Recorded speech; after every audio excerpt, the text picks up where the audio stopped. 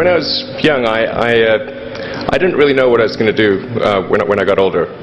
People kept asking me, but then eventually I thought that the idea of inventing things would be really cool. I think we're at the dawn of a new era, and I think it's going to be very exciting. Life is short, and there's lots of things that could be done that one can't necessarily do. If you go back, say 300 years, the things that we take for granted today would be you'd be burned at the stake for. Being able to fly, that's crazy. Being able to see over long distances, being able to communicate, having access to all the world's information instantly from almost anywhere on the earth. This is stuff that really would be magic, or would be considered magic in times past. What are some of the other problems that are likely to most affect the future of humanity? It really wasn't from the perspective of what's the rank-ordered best way to make money, which is okay, but it was really what I think is going to most affect the future of humanity. In fact, I think it actually goes beyond that, because there are many things that we take for granted today that weren't even imagined in times past. They weren't even in the realm of magic. So it actually goes beyond that. So I thought, well, if I can do some of those things, basically if I can advance technology, then that's like magic, and that would be really cool. When my brother and I were starting our first company, instead of getting an apartment, we just rented a small office, and we slept on the couch. And we showered at the YMCA, and we're so hot up we had just one computer. So the website was up during the day, and I was coding at night. 7 days a week, all the time. Work hard like every waking hour. That's the thing I would say, particularly if you're starting a company. And I mean, if you do simple math, you say like, okay, if somebody else is working 50 hours and you're working 100, you'll get twice as much done in the course of a year as the other company. The other thing I'd say is that if you're creating a company, or if you're joining a company, the most important thing is to attract great people. The ability to attract and motivate great people is critical to the success of a company, because a company is it's a group of people that are assembled to create a product or service. If you're able to get great people to join the company and work together towards a common goal, then you will end up with a great product. I was at sort of a slight existential crisis, because I was trying to figure out what does it all mean? Like, what's the purpose of things?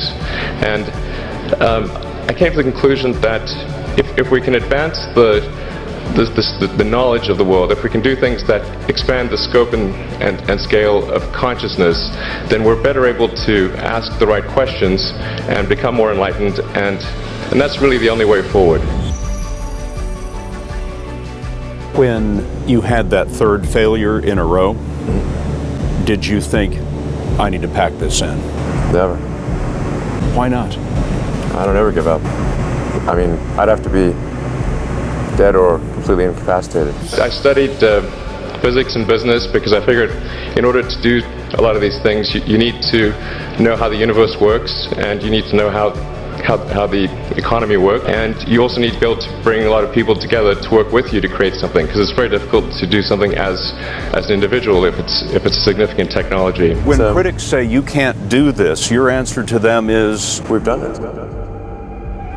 I thought, well, I can either pursue this technology where success may not be one of the possible outcomes, which is always tricky, or participate in the internet and be part of it. So I decided to drop out. There's no need even to have a college degree at all. You know, if you look at, say, people like Bill Gates or Larry Ellison, Steve Jobs, these guys didn't graduate from college. But if you had a chance to hire them, of course, that would be a good idea. I wouldn't say I'm fearless.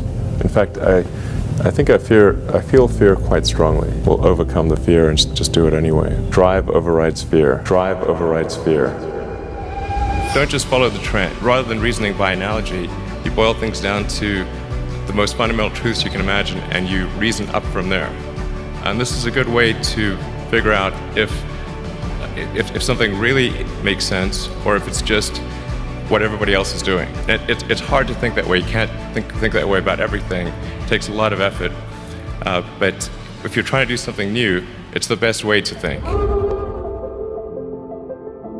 They inspired you to do this, didn't they? Yes. And to see them casting stones in your direction. It's difficult.